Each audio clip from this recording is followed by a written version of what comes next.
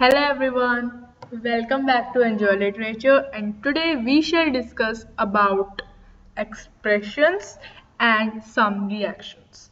क्योंकि हम कुछ भी अगर facial reactions देते हैं, facial expressions देते हैं, तो हम उसे इंग्लिश में नहीं बोल पाते. आज हम कुछ phrases, कुछ words discuss करेंगे जो कि हम 10 I will tell you 10 expressions जिनके हम इंग्लिश फ्रेजेस यूज कर सकते हैं and I will make one more video regarding this part 2 and you can see it from the description box. I will put the link there. Okay, so example अगर हम लेते हैं, smile से शुरू करते हैं. Smile, why are you smiling? तुम क्यों मुस्कुरा रहे हो? So you can answer, your smile makes my day.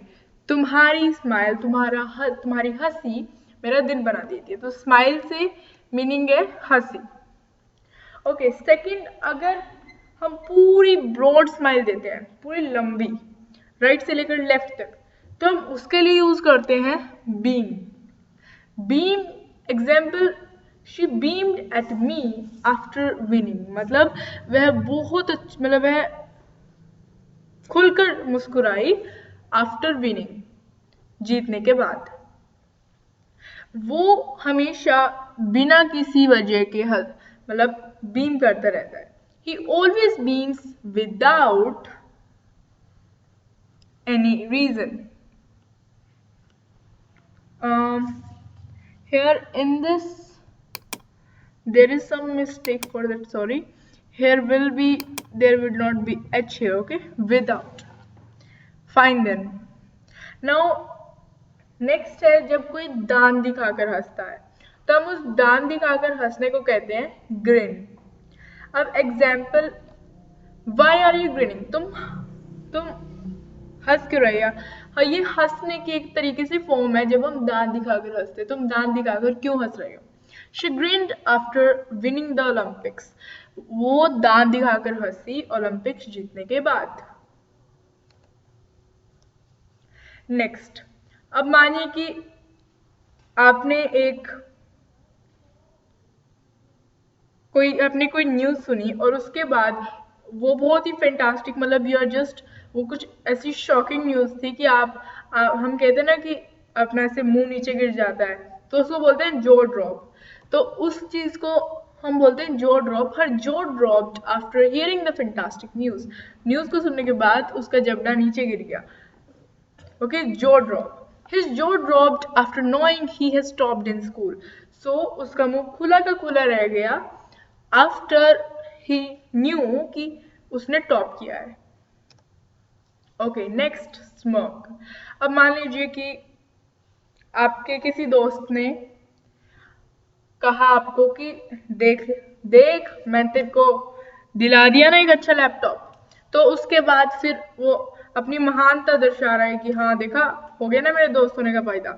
तो उस जगह हम यूज करेंगे स्मर्क. मतलब कुछ महानता दिखाना, बहुत ही इतराना, उस तरीके को हम कह देते हैं smirk. She smirked at me after winning. वह जीतने के बाद उसने मुझ पर स्मर्क किया. He smirked while showing new branded watch. So new branded watch को शो करते हुए उसने स्मर्क किया. Okay, next is wrinkle the nose. So एक डेली लाइफ एग्जाम्पल लेते हैं. अगर मान लीजिए कि आपकी मॉम कहते हैं कि आज बैंगन का भरता बना है. सो फॉर एग्जाम्पल कि आपको अच्छा नहीं लगता तो आप ऐसे नाक चढ़ा लेते हो, उसको हम कहते हैं रिंकल द नोज. ओके, नाक चढ़ाने को हम कहते हैं wrinkle the nose. He wrinkled the nose after looking at the dish. मतलब पकवान को देखने के बाद उसने अपनी नाक चढ़ा ली. और फॉर एन एग्जाम्पल आप ये भी बोल सकते हैं, I never wrinkle my nose after eating bharta. Okay, bharta I mean है बैंगन का भरता. सो उसको खाने के बाद मैं कभी भी अपनी नाक नहीं चढ़ाता. I like that means. Okay, next आ जाता है हमारे पास स्क्विंट. स्क्विंट हम कब यूज करते हैं? एग्जाम्पल, जब भी हमें कहना हो कि थोड़ा आंख मीच कर, उसको थोड़ा भींच कर जब हम किसी चीज को देखते हैं, वी से दैट स्क्विंट. आंख मारने को भी से स्क्विंट, और आंखों को थोड़ा ऐसे बंद करके जब हम किसी चीज को पढ़ने की कोशिश करते हैं उसको भी हम स्क्विंट कहते हैं. He don't know how to squint. उसे स्क्विंट करना नहीं आता। I can't read that book without squinting, बिना स्क्विंट के, मतलब विदाउट आंख ऐसे बंद कर कर I can just read that board और दैट बुक। ओके नेक्स्ट, अब अगर सोचिए कि मान लीजिए आपने अपने फ्रेंड को कहा कि मेरे तुम्हारे कितने मार्क्स आए, तो वो कहते हैं कि मेरे 80 आए 100 में से, और आप बोलते हो, आप जीभ निकाल कर बोलते हो मेरे तो 100 आउट ऑफ 100 आए। तो उस तरीके में हम बोलते हैं stick the tongue out, stick the tongue out, मतलब जीभ चढ़ाते हैं हम, या फिर हम जीभ निकाल कर किसी को बोलते हैं, so that is stick the tongue out. He sticked his tongue out to me, उसने मुझे जीभ दिखाई। Okay, he never stick his tongue out, वह कभी अपनी जीभ नहीं दिखाता किसी को भी। Okay, so it's a good habit we can से।